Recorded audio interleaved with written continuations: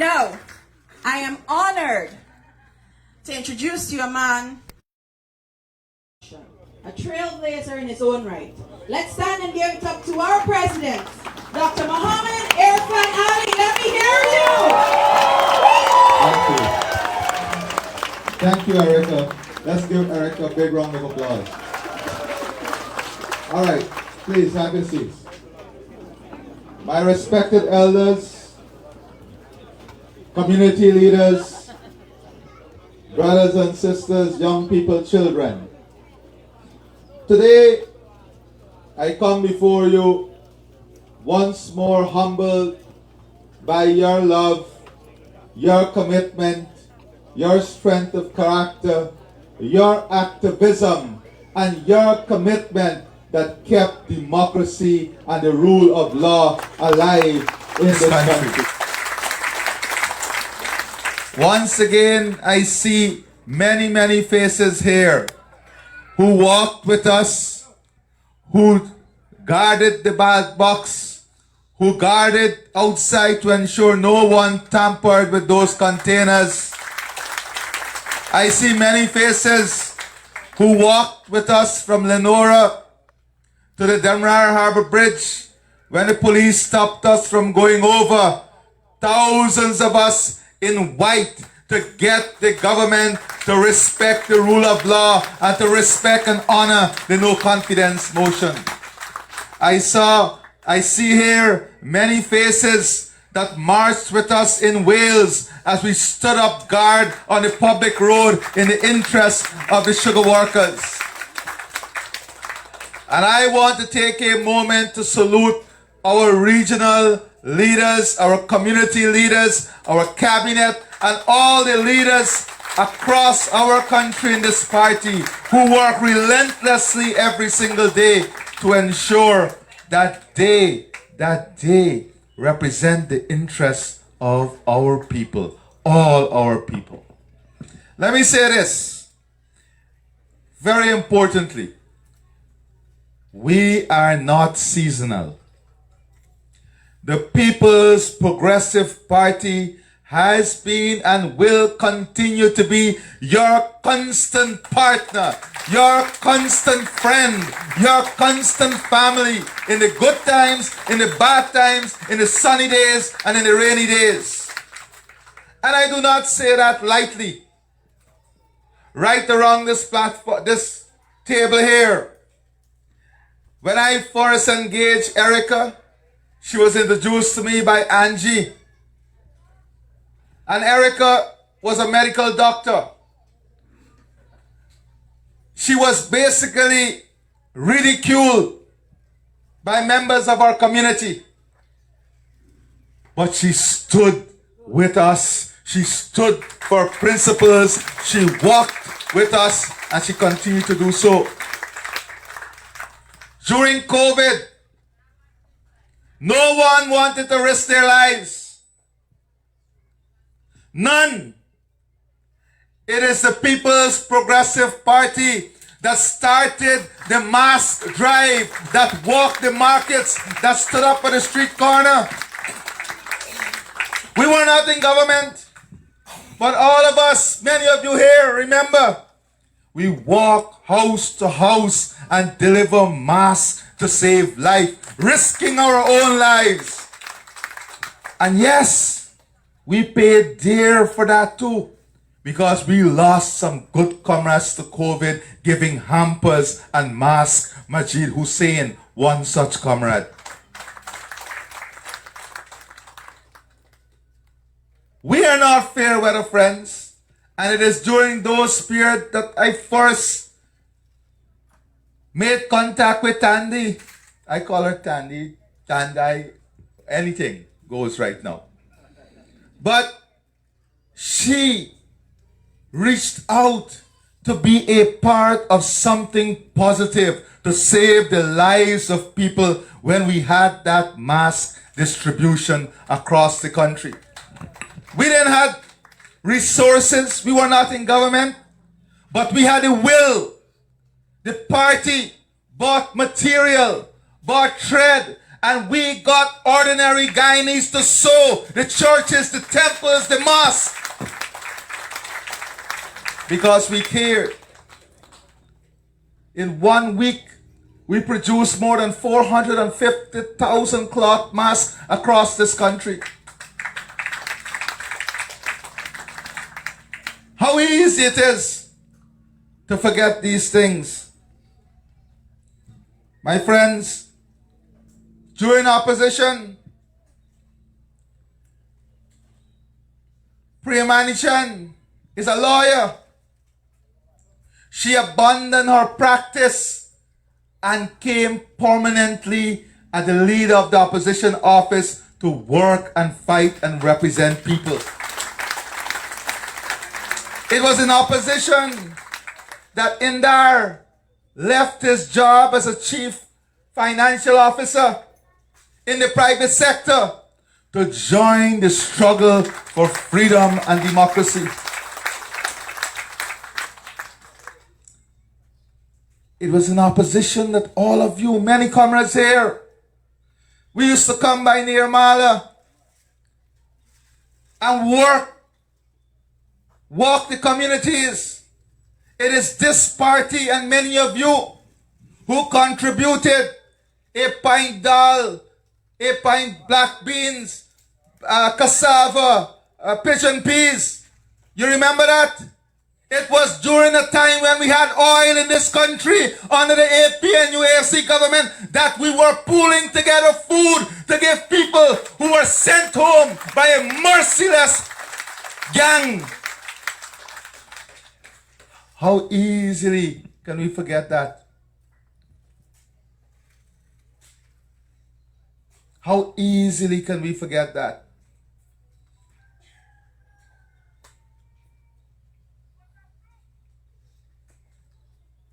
We must be conscious. If we lose consciousness in our society, we will lose every single thing that we stand for. You know, as I arrived in the country last night and this morning, a few media houses called me. And they asked me a question about the rule of law in relation to GRA and one Azruddin Mohammed. I'll just give you an example. When we came in government for the first year and a half, the very people who are now saying they're standing up with him, they accuse me as president of being too close to the Mohammeds. You remember that? They spread lies and they tell tales on the very social media. You remember that? But that is the thing with the rule of law. The GRA made it very clear that there is something called post-audit. And they made it clear that our international partners, International Tax Agency, were working with them. And they have a duty and responsibility when information comes before them to act in the interest of the rule of law, to act in the interest of the country. We don't deny anyone their rights. You can go to court and challenge it. How that is victimization by the government. But it suits a particular narrative. It suits a narrative.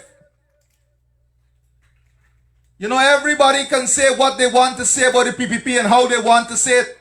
But from the time the PPP defends itself, when the General Secretary goes out there on Thursday and defends our record, they have a problem with it. But the time has come when we will not sit by and allow our record to be tarnished, allow our record to be undefended. because it is our record. It is our work. It is our hard work in the PPP and those forces that support the rule of law that kept democracy alive in this country, that kept the rule of law alive, that kept sugar alive, that kept rice alive, that kept our farmers alive. Make no mistake, it is the People's Progressive Party civic legacy. And you want to talk about national unity? Let me be very clear. We are 1,000,000% committed to national unity. There is no way we're going to allow the future of this country to be divided, segmented, or taken apart by any individual or group. United and strong, we are going to deliver the most prosperous Guyana to every single person. Not united by ignorance, not united by opportunism, not united by false promises, united by a clear vision and strategy that look towards the development of all of Guyana. That is what is important. My friends, how easy it is to forget that not so long ago, this government removed more than 250 taxes and license fees that was applied on you by the last government when they had oil. It was the last government when they had oil that had less than 30% medical supplies and medicine availability in the West Dam Hospital and all other hospital and health centers across this region. Less than 30% of the medical supplies was available. Whilst we still have challenges, today we have what? Over 90% availability in the clinics in the West Dam Hospital. Don't ever take that for granted. We are building the new hospital. When I said we will build the bridge, they said we are fools. It will never happen. When we said that we will deliver 50,000 jobs, the headline was madness. Today we are begging people to take some of the jobs. When we said 50,000 house lots, they said we are crazy people. Today we are delivering beyond 50,000 house lots. When they put taxes on water and electricity, we removed it. When they took away the subsidy for pensioners, we gave it back.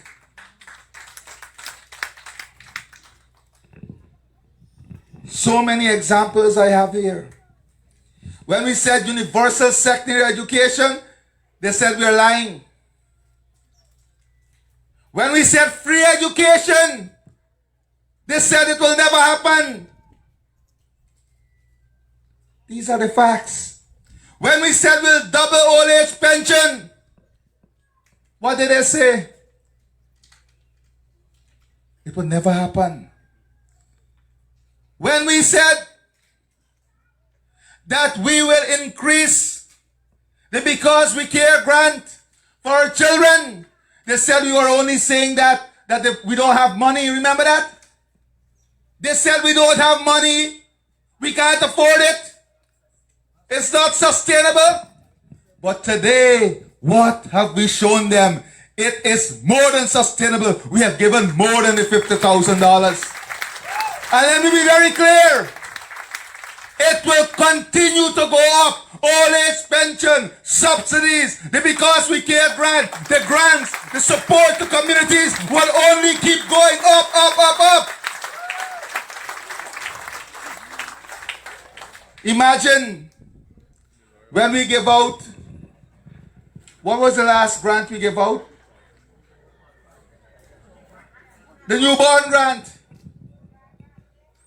One of them, the MPs on the opposite side, Ask where is the socioeconomic analysis to justify giving them the grant?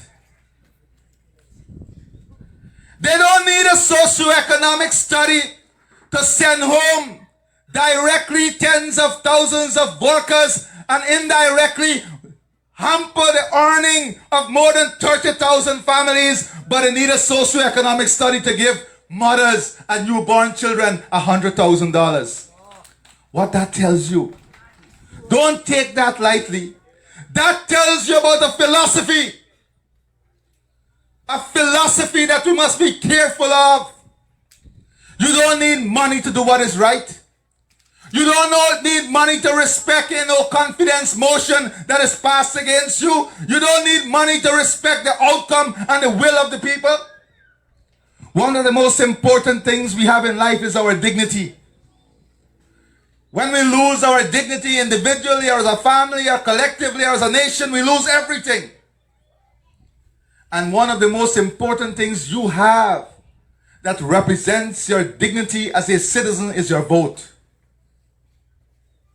Because when you vote, it's not only about X. It is about you placing your confidence in someone, in some political party. It's about you giving your children putting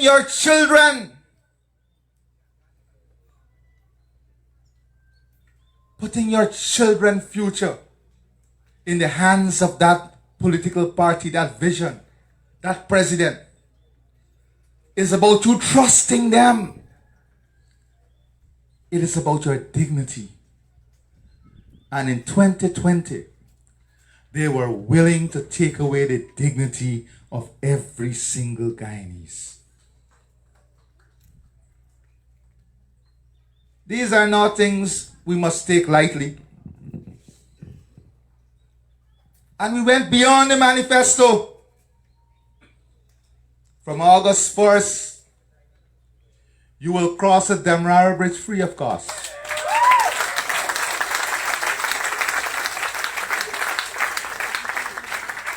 And instead of they saying thank you, again they said, what study did you do to justify this? Well, let me give them some things. Many more things will come for the people, and once it's for the people and make their lives better, you ain't getting no study. The study is a betterment in the life of the people.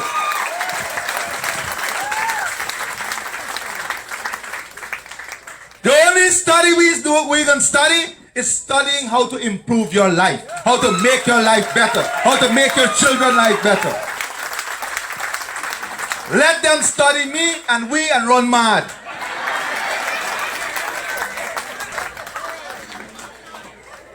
But we can concentrate on studying for your future.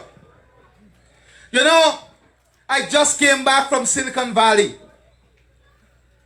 Y'all remember? This government, a pack of mad people. Oh, the president, I dance, man.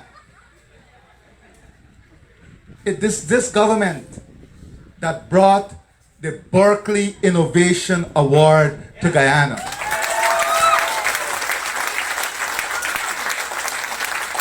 And look at those who got it before. But guess what? We didn't get it by guesswork. We get it because of the vision we are articulating on the international community. Rain don't bother us. Rain keep us going. But let me say this, comrades. My friends, when we outline the vision of Guyana to some of the most important CEOs, let me give you all some time. Come under the tent. We are one big family. Come close. Let the warmth of the love of the People's Progressive Party keep us going beyond the storm.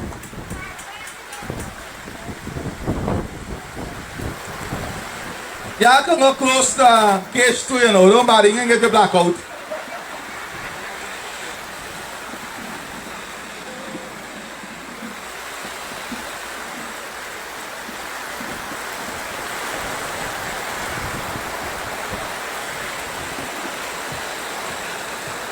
So my friends, as I'm on cash, let me give you another example. When they were in government, the cost of fuel came down at the lowest. They had savings in GPL, tens of billions of dollars in savings because of the cost of fuel that came down. They did not reduce their electricity costs with that saving. They did not even spend any on the improvement of the transmission line. Nothing on maintenance.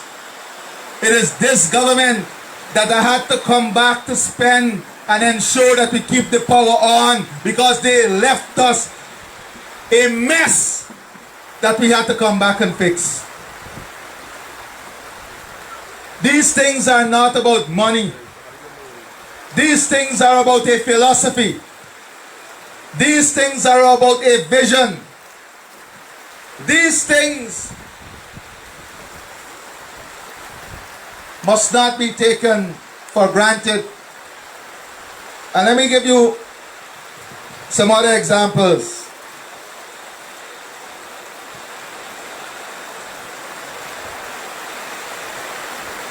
You hearing me at the back?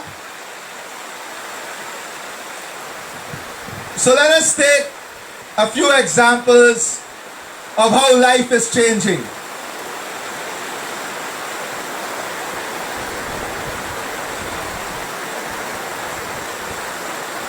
Let us wait 5 minutes.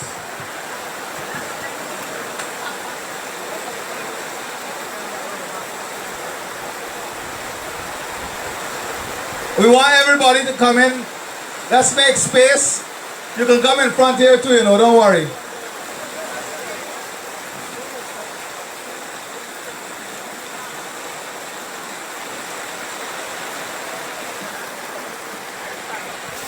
This is who we are, resilience. We must weather any storm.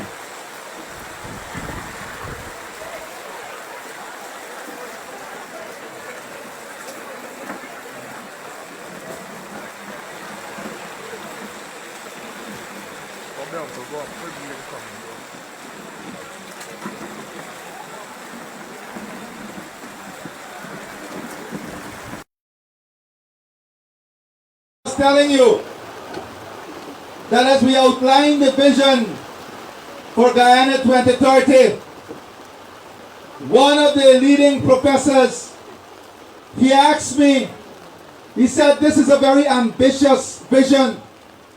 How are you going to make it, how are you going to get it done? When you look at Silica City and so on, how are you going to get it done in 5 years? Because it's a 2030 vision. And I said to him, we don't have 5 years. The next storm will be 10 years. And you may ask, how the next storm will be 10 years? Well, we intend to work 24 hours, so 5 years will become 10 years. Our intention is to work day and night because we have no other choice. And I say we have no other choice because the pace at which the world is moving, if we don't catch up and plan ahead of it, we will never be competitive. You can have all the wealth, but you will not be able to be competitive. And that is what, when prayer and education is now talking about the Guyana Digital School, that is the vision of the world. 5 years from now, 4 years from now, but we are doing it today. Guyana is taking the leadership today. Paul Chung worrying about AI, artificial intelligence, and the world already thinking about quantum, the next generation. That is, you have to be in tune. Let me give you some examples. And let me say this. The next phase of Silica City, you know, we have people in the diaspora. They want to know how you're going to be involved. Well, the second phase will be opened up within 2 weeks, Colin. And that second phase will be for diaspora investment. You can come there, build your mall, build your apartment complex, and you will have the opportunity to own your own homes in the next phase of Silica City. That is the diaspora phase. And that phase will be launched in 2 weeks. You know, I see an auntie, and I don't identify her, but there's an auntie sitting in front here. And as the ministers were talking, she said, "Me not get nothing, man. Me not get nothing. Me not get nothing. Me not get nothing." No, but she made a very important point in mumbling those words. So I decided to investigate who is this auntie. And this auntie is a good Guyanese. But she lives in Canada. And she does visit Guyana. So of course, she's not as connected with the challenges and what we have to overcome and some of the things. But these are some of the quiet murmurs that we have to avoid. But I took the opportunity as president to recognize that chatter and to address it quietly. I say this to say exactly what the regional chairman said. All of us, we have that responsibility to correct these little chatters wherever they are. Because you know the truth. You know the reality. You know the land rates and land taxes. Listen, 5 years ago, everybody in Canal and Wales, Yankana, what were they looking to do? Sell out. At what price? Low prices. Today, check the price. Nobody wants to sell now. And who wants to sell, you can't buy. They men selling in US dollars now. That is not accidental. It is not accidental that 5 years ago, everybody wanted to move out of Wales, Bell West. Everybody wanted to go. The place became a ghost town. And today, it is a rising giant in the development of Guyana. I hear the next uncle murmuring, that's true, that's true. It is true. And we must tell the story. It is our collective and individual responsibility to tell the story. Let me give some other examples. When we said, and let me tell you this, in the program we have this year, don't worry, complain about roads and drains. They are all in the program. Roads, drains, machine for our farmers, machine for every NDC, garbage truck for every NDC, lights for every single electric pole in the road. They are all in the program. You don't have to ask that. We have said that this will be done and this will be done. Well, let me say this. You remember when you were campaigning, we said we want people to retire in dignity. And I want you to listen carefully, because you too have to make some changes.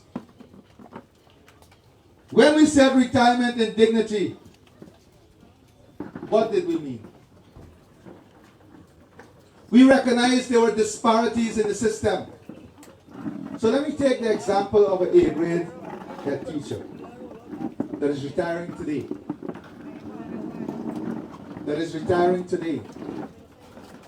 That teacher will retire today with a pension of over $200,000 at 55 years.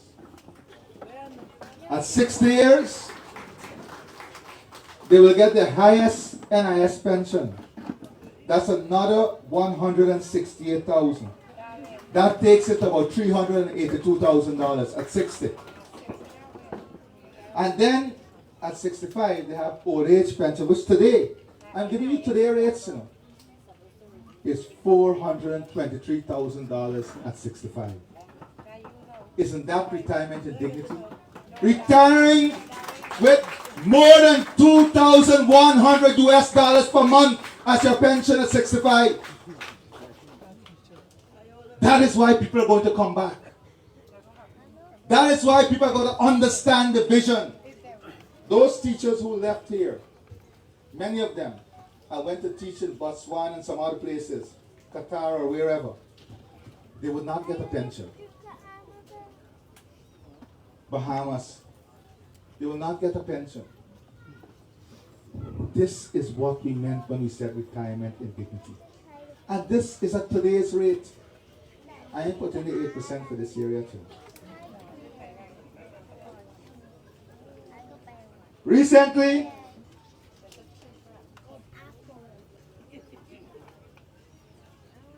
I got a number of letters. And I said to the Commissioner of Police that the system must change. First of all, one of the things we did for our police was that we adjusted the scale. So when you look at the adjustment in the scale, take a constable for example. In the last 4 years, 5 years with this year, when you include this year increase, they will have increases of more than 50% in their salaries. With adjustment, because I said publicly that no constable must be paid less than $133,000 per month. That was it, right? $133,000, Commander? So, what does that mean for the constable? We didn't stop there. We have constables who will work for 30 years and remain a constable. Who work for 25 years and remain a constable. So their pension was calculated at the salary of the constable. And I found this to be wrong. And I said to the commissioner to work on a plan that any police with a clean record, with more than 10 years service, who is still a constable, must move to a corporal. And every police with more than 15 years unblemished service as a corporal must move to sergeant. And most people retire sergeant, right? Officers. More than 50. We're incentivizing service. This is what leads to dignity in retirement. And I said any police with more than 22 years service unblemished record must be at the level of an inspector. So in the future, given this direction, no police working with an unblemished record for more than 22 years will retire as less with their pension calculated at less than that of an inspector's salary.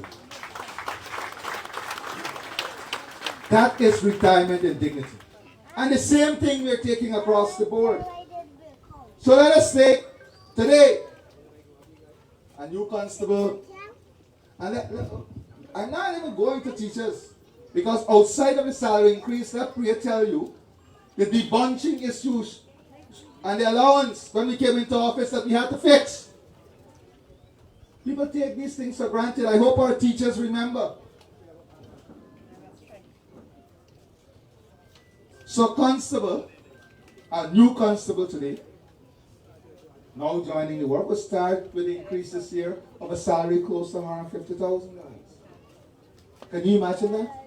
5 years ago, even our assistant, maybe, what was it rank after the inspector? The chief inspector that used to work there.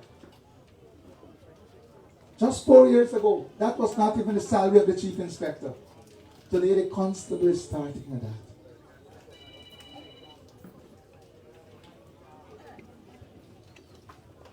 What more? Those are just 2 examples. I can give many more examples of what we have been doing. We walked with you in floods. Let me remind you that in the last 4 years, this government has achieved all that we've achieved with 2 years of COVID. 4 major floods, 1 major drought, and many disturbances by the opposition. Remember what they tried to do in Region 5? With the threat from Venezuela on our backs. With the worst food crisis in the world. With a global financial collapse. With some of the highest oil prices that we have to import. We kept the taxes at zero, and whilst oil prices at the pump is going up, it is coming down here in Guyana. That is because of a caring government. We did all that we had to do under these circumstances, and were successful under these circumstances. Now I said something. So the pension today, at the highest rate for somebody who contributed to NIS and got the highest contribution, is $168,000. But we recognize that many farmers, bus drivers, conductors, casual workers, and seasonal workers are not registering on the NIS program. So they are not allowing themselves to benefit from this pension. So in the next 5 years, we are going to come up with a plan to incentivize, to help these categories of workers to go on the system and get registered so they will qualify, and when they get to 60, they will benefit from this pension. We are going to find an avenue to help you to get on the system. That is what we are about. So that all our farmers, we have to create an enabling environment so that you will get on the system. So you too will benefit from this pension. And how do we do this? We have to do this also by creating opportunities to build and grow wealth. And how are we going to create those opportunities to build and grow wealth? We're going to identify a series of small, medium, and large-scale projects here in Guyana. And we are going to co-invest from the government with Guyanese. We are going to allow you to invest your money here and in the diaspora in these projects that will give you much, much more returns than you're getting now. So the new fertilizer plant that will come for national security, everybody will have a chance to invest in that. The National Gas Company must provide opportunity for every single Guyanese. And we are not going to depend on you to find a way. We are going to invest in financial literacy. We're going to educate the population by village, by street, by community. So as we increase the grants that will come to you, the 100,000 grant, as we increase it, you must see the importance of investing it to build prosperity in your future and build more wealth from those investments. That is what we want. So we're going to create the mechanism, and that is a big task before us. In the next 5 years, is to build and create these opportunities that will generate wealth at the individual, household, community, region, and national level, so that there will be an evenness in the growth. We have a very clear and defined strategy. We have great clarity in what we want to do.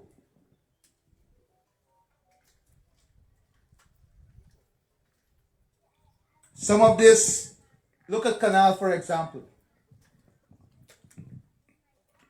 For us to be successful, we have to help the farmers. Over the last 4 or 5 years, we've been helping with DNI. But DNI is still the basic level of support.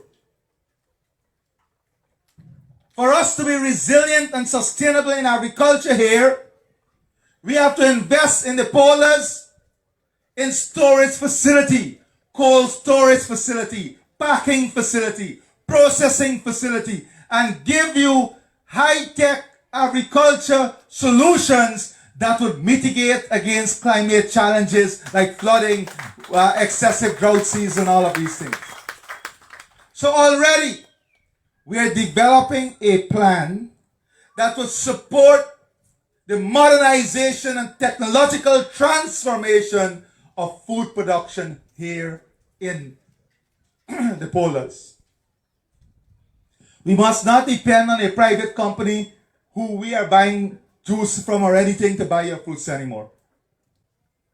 With the cost of electricity coming down, we must take the excess fruit, establishing a fair market price, pulp those fruit, that fruit right here, make it into concentrate, add vitamin fortification, store, and use it back in our system and the rest of the Caribbean. That is what is going to take us to the next level. Adding value, creating value. Look at what is happening with eggs around the world. Developed countries rationing it. What is our plan? Our plan is to create a regional hatching infrastructure. So all our hatching eggs that we import now, more than 60 million eggs annually, hatching eggs. We'll get it right here and then expand into the regional market.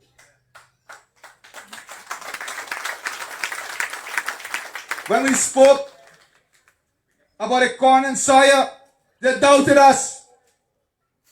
Look what's happening now.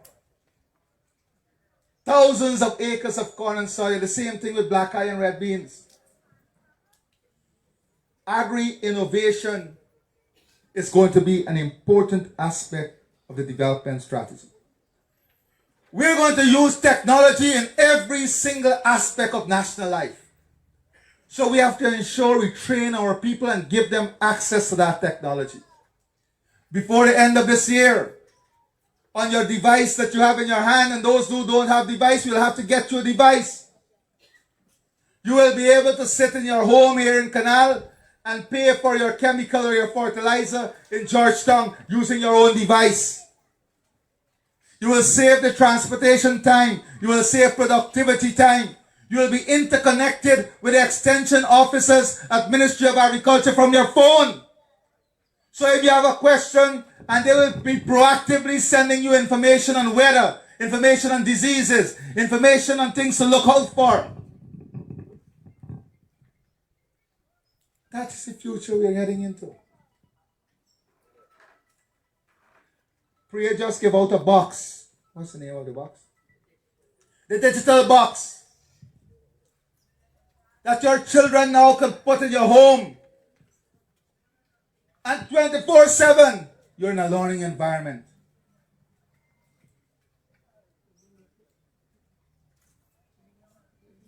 We are looking at a hologram technology to deliver mathematics. So that your children can walk up the screen and ask an AI robot how to solve this equation. And without any attitude, it will teach the child how to solve the equation. Because attitude is important, right? You ain't gotta worry with who wake up in what mood. That is where the world is going, and we are going ahead. We are not here to have a pool party.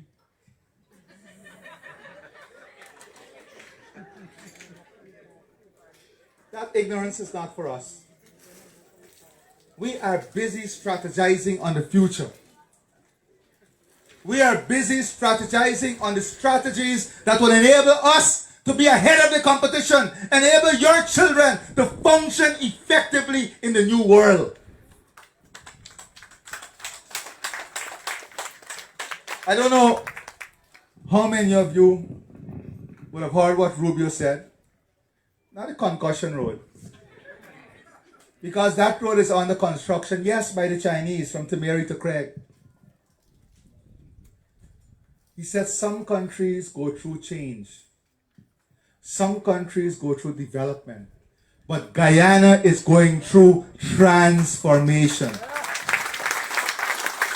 And he went on to say that Guyana has the right leadership at the right time to enable that transformation.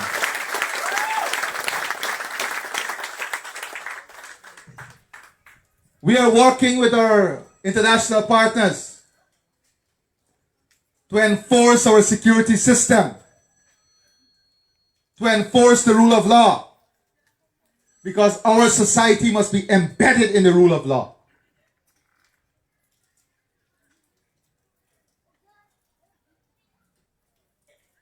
Next 5 years, we'll see transformation in every single education. We are not just building an education hub to meet our national needs. We want children from the Caribbean and around the world to come to Guyana as an education destination, making it part of the economic expansion of the country.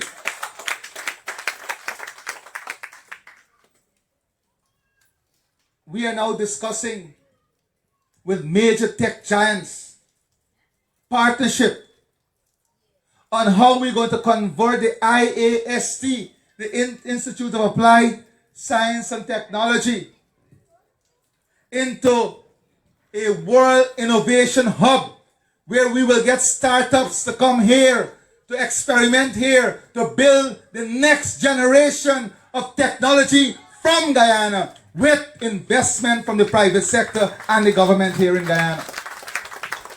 That is the future we are talking about. Young people, this is exciting things.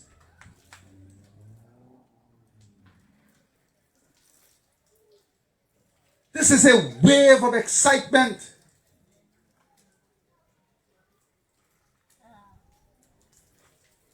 In January next year, mid-January next year, we will have the Berkeley Guyana NASA Innovations Forum in Guyana. In Guyana. These were things we dreamt of in the past. These are things we fantasize about looking on television. A rush of emotions went through me as I walked into the NASA Center. Walk into the Google X Innovation Room, knowing that these are things that we wished that is upon us now, that is searching for us as a nation, that is reaching for us as a nation. This is not the time to risk any of these things with the seasonal opportunists who comes in every shape and form, in different names, in different teams. They are all but the same. All but the same. Make no mistake. Every force lined up against the People's Progressive Party is a force against progress, is a force against development, is a force against dignity, is a force against democracy, is a force against the rule of law. Make no mistake about it. I said it before and I'll say it now. If you support the PPP, you support us for our vision, our principles, and our values. That is why I'm taking time going through our vision. You don't support us to defend you when you want to do wrong, or defend you against the rule of law. Can you imagine the world that we live in if that is what drives support? Where will be humanity? Where will be decency? Where will be the rule of law? The nastiest of things they've already said and will continue to say about me, members of the cabinet, and the PPP. You think I bother with them? You think I bother with them?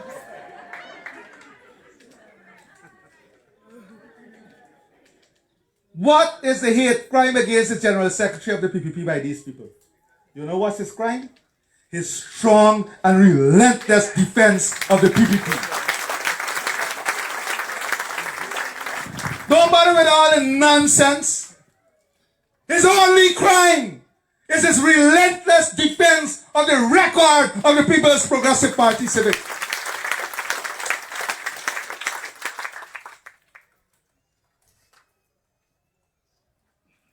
Let me be very clear. We are building a united Guyana. And we are doing so with a united party.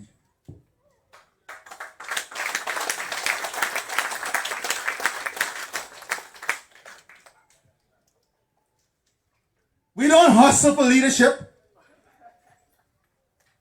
Look, the character of a party is exposed by the behavior among each other. Their only priority right now is who can be leader.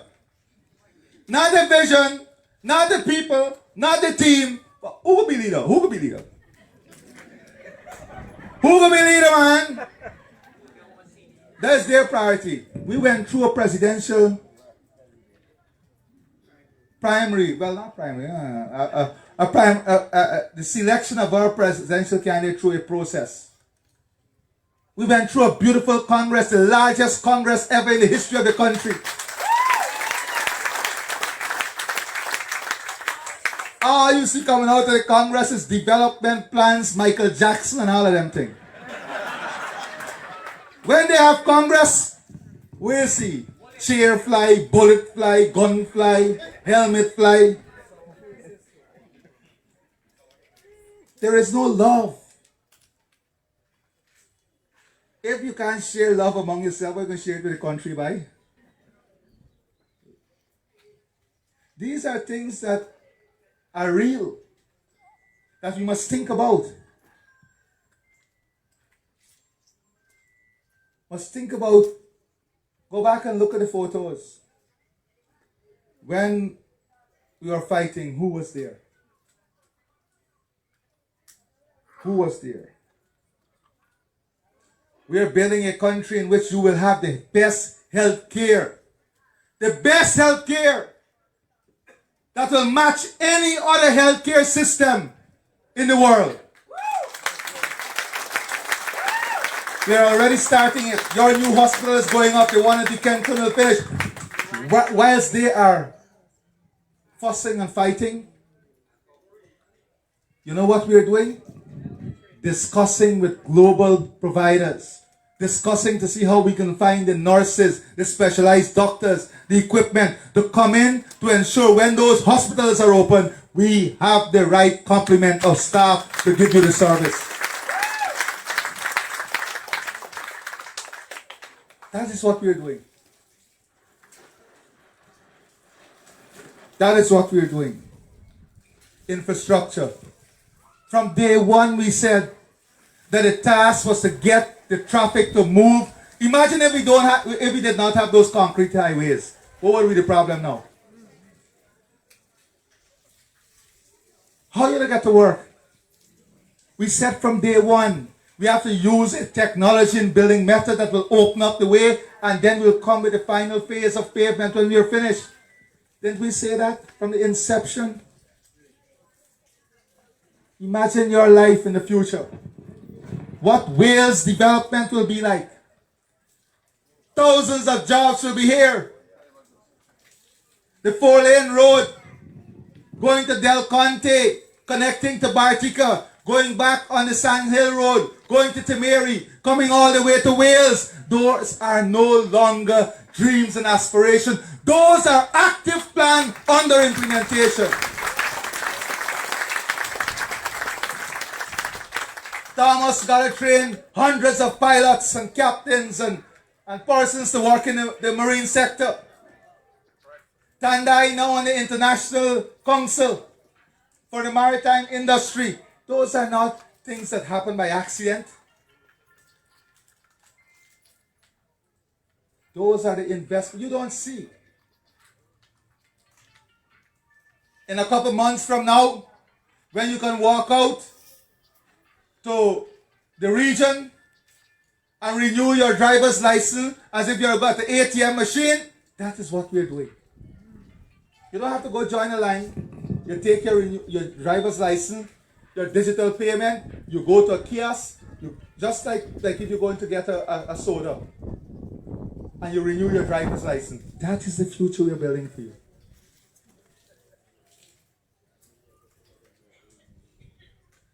We tired hearing about people complaining about traffic police. When they stop you, what you want, what they want, who we want. We are now investing in the electronic system.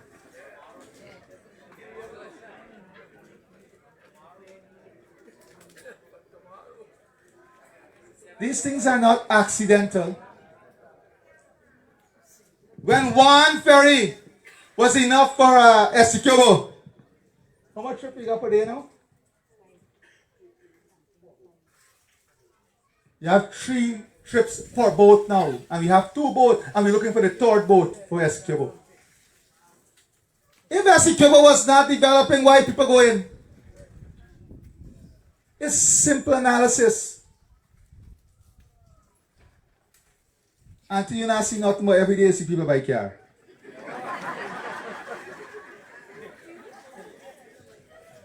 You not see nothing more every single day, the house value go up. Don't worry, I got you, I got you. 100%. So, education, health, infrastructure, technology, food security. And let me say this. We are not only thinking about grants to reduce inequality and create opportunity. There's something called co-investment. The government will be co-investing with you in the creation of opportunities. But first, we have to invest in the technology to build those opportunities. So when we talk about nearshoring, and now we're going to expand it for the public servants, it's how the police officer, when they're off their shift, can be at home and through a nearshoring job earn additional money because of the investment we'll place in them in training. The certification they will get through training.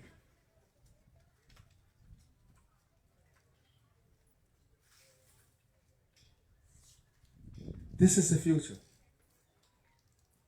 Not even telling you about tourism expansion, housing expansion, jobs, wealth creation, co-financing, grant for financial literacy, world-class health, education, infrastructure, agri-tech, investing in your children's future. That is what we want. That is what we're about. That is the vision that we're going after. Silica City. A city that will be built for 15,000 families. It's not only a city, it's a way of life. It's going to be a way of life. It's going to extend life expectancy naturally because of the infrastructure and way in which a city will be built. Focusing on mental health, wellness, technology, self-sufficiency.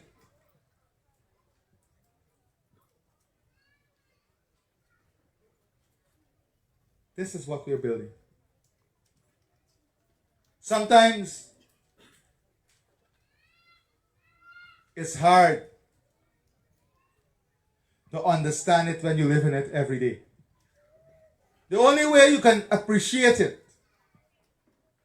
when you live in it every day is if you have the passion for it. So every single time we go out, I go out, and I see a new road, I fall in love again with the development. But we have some people in the country, when they see a new road, another road. the passion. But when you listen from the persons who are coming from outside and seeing it for the first time and describing Guyana as the largest construction zone in the world, and these are global leaders, some of the best thinkers and leaders in the world describing Guyana as the place to be, you have a better appreciation for your blessing. So, I know we have gone on for a very long time already. But our message is filled with so much substance that we can speak all day about the development. I don't need somebody at the back to shout, come write down your name.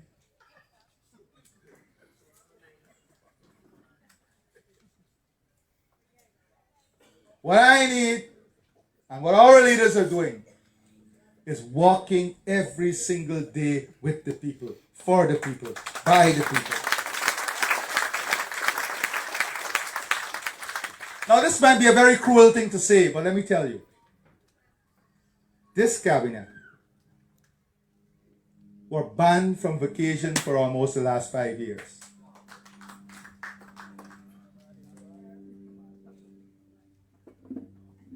You know, my own example. I came in last night. This morning, my son came to the step and he said to me, Dad, you're not spending any time with me, you're going with the people again? But I took 10 minutes to explain to him why going with the people is like spending time with him. Because his future depends on the people. Like every other child here. When I call my cabinet, my regional leaders, and not only cabinet, our regional leaders, including Das and all of them, to go out on Pagwa morning, Eid morning, the eve of Eid, the eve of Pagwa, on Christmas Day, on New Year's Day, during Nowrat. When I call them and tell them, I want you with the people in the temples, going and visit people, give up your time with your family, they do it without asking a question. They do it for the love of the people.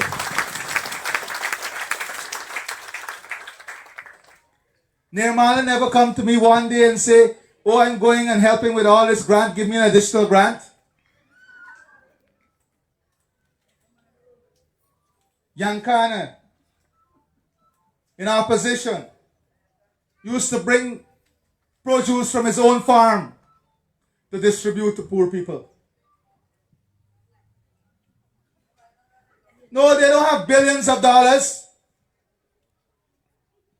but they have something that is called political consciousness, human consciousness, and humanity.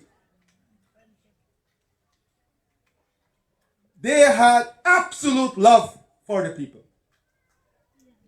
And they have that love. Let me be very clear. This team that I'm privileged to lead has made tremendous sacrifices for this country. And I'm very proud of the team.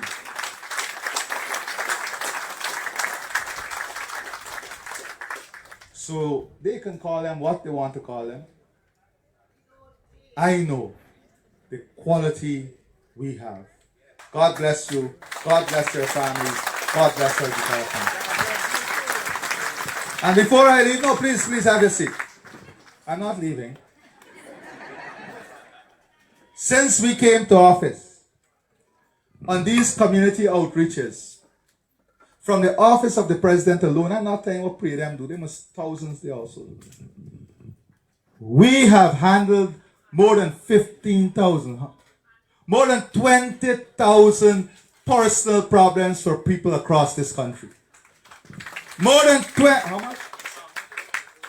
Almost 24,000. 24,000 individual files were opened by this team, supported by all the different sectors, to deal with your. That is how we take your life and your development. This is not 25,000 community. These are 25,000 persons that we service directly. Today they're here again. The full team, they will be under this tent. Where? They have D&I, education, health. And look, come. Water. They're not coming at no junior level. This is the head of GPL. On a Sunday. You can keep him if you want to. He come from Canada too. Y'all up and stand by Canada. We can deal with the tariff just now too. Yeah, so let me say this. The team will be there to look at all the personal issues. All the poor auntie, if you're up and stand by, talk to them over there. Right? And let me say this too. Any issue, drainage, personal, I already said to you, we have already committed to doing all the community stuff. So the personal issues go over there, and all the community issues, we want you to come forward, and we will listen to those issues. Before I close, I want to urge the men in our gathering to be responsible men. To work with us, work with your families, your mothers, your sisters, in ending domestic violence. We can't build a future with domestic violence. I want the men in our responsibility to take more leadership in helping our children who are not attending schools. You don't have to be a parent to give parental guidance. Let us once again reach deep in our heart and take community leadership for the growing of our children, for the advancement of our children, and for the development of our children. Every child that excels in our home, our community, our neighborhood is a child that excels for our country. Let us recommit ourselves. I'm speaking particularly to the men today, including myself, to do more, to do better, and to be the positive change that we want in our society. I thank you and God bless you.